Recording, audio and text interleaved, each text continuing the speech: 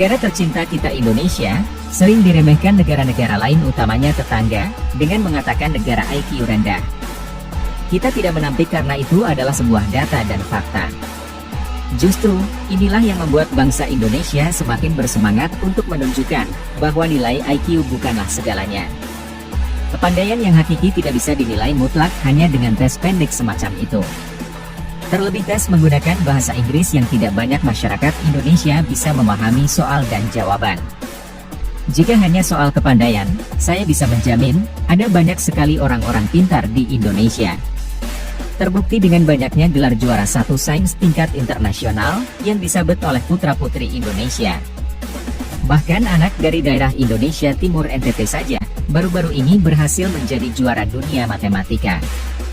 Jadi, jika ada yang bilang orang Indonesia memiliki nilai rata-rata IQ rendah, kami masih bisa terima, tapi kalau dibilang bodoh dan terbelakang, jangan salahkan jika Indonesia akan balas dengan substansi lainnya yang lebih konkret. Dalam hal ekonomi misalnya, sampai detik ini, Indonesia telah mengalami surplus perdagangan 33 bulan secara beruntun termasuk dengan Amerika. Dan saat sekarang, Indonesia sudah memasuki proses transisi surplus neraca perdagangan dengan China. Tentu hal seperti ini tidak bisa dilakukan jika hanya mengandalkan kepala negara. Masyarakat sangat berperan aktif dalam menaikkan taraf ekonomi suatu negara. Jika teman-teman sebagai pengamat ekonomi mungkin akan mengerti alurnya, tapi jika hanya pengamat tanggung, hal ini justru terlihat seperti sebuah keanehan.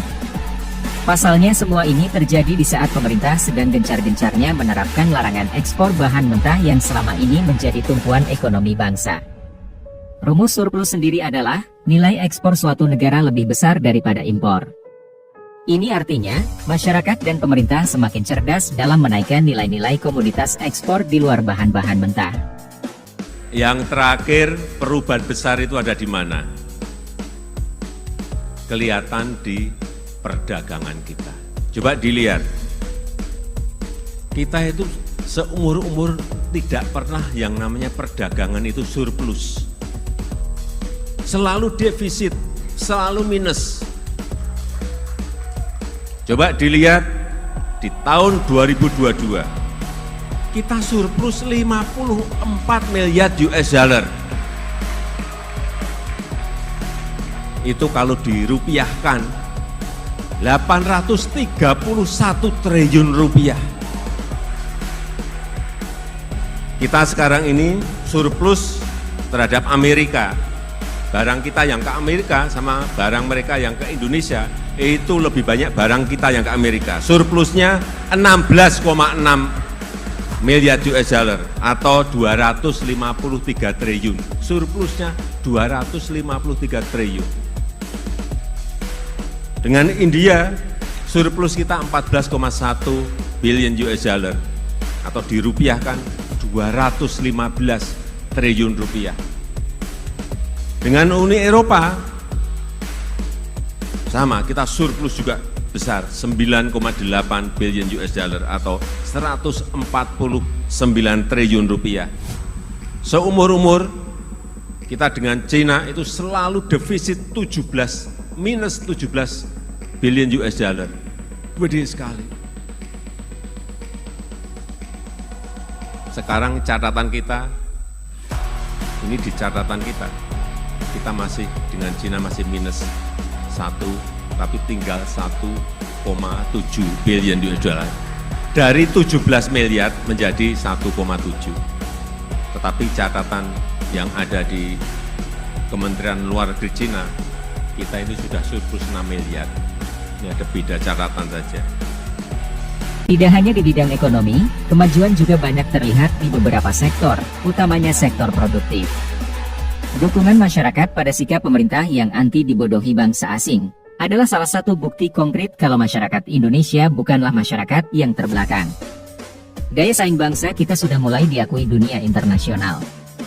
Bahkan ramalan pakar ekonomi dunia tentang Indonesia akan menjadi negara maju pada tahun 2045 bukan hanya sekedar asal ucap, melainkan representasi dari kecerdasan bangsa Indonesia dalam mengelola negara.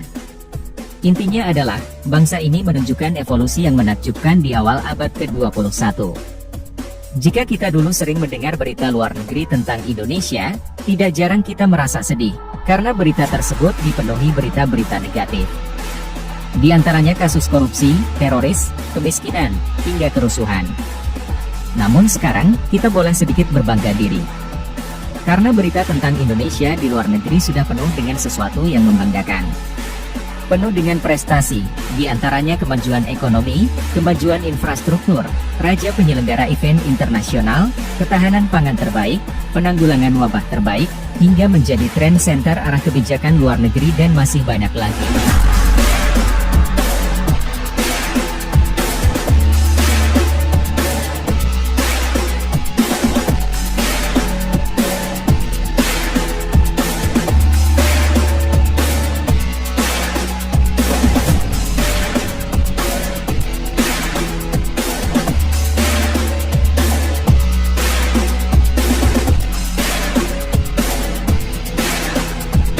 Banyak negara yang terkena prank Indonesia dalam mengambil sikap. Negara-negara yang selama ini so asik dan menganggap remeh Indonesia, cenderung stagnan dan mengalami kemunduran. Sudah sering kami singgung dalam konten-konten kami sebelumnya, bahwa Indonesia bersedia maju bersama dengan negara-negara yang tulus dan fair dalam bekerja sama.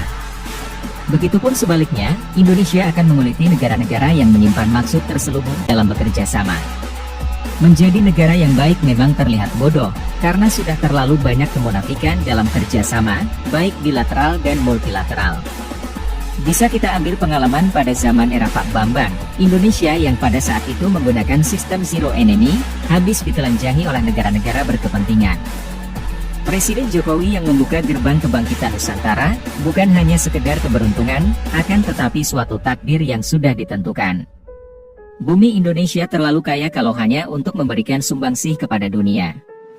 Namun, Jokowi sebagai perwakilan dari kekuatan ideologi bangsa, telah menunjukkan bahwa sejatinya Indonesia bukanlah bangsa yang bisa selalu dipermainkan. Kemurnian bangsa ini bisa menjadi sebuah keganasan jika ketulusan yang diberikan hanya untuk dimanfaatkan. Terbukti dengan mulai meradannya, negara-negara yang selama ini mengambil keuntungan sepihak dari kebijakan pemerintah kita. Sekuat apapun mereka menerobos untuk mengambil keuntungan tidak seimbang dari bangsa ini, maka sekuat itu juga bangsa kita menahan gempuran tersebut, dan mempersiapkan serangan balik. Waktu mereka sudah habis, karena kedewasaan bernegara sudah mengambil alih tempat, di garda terdepan kemajuan bangsa. Jika ada yang perlu ditambahkan, bisa teman-teman tulis di kolom komentar. Sekian dulu video dari kami, silakan dukung kami dengan like, komen dan subscribe.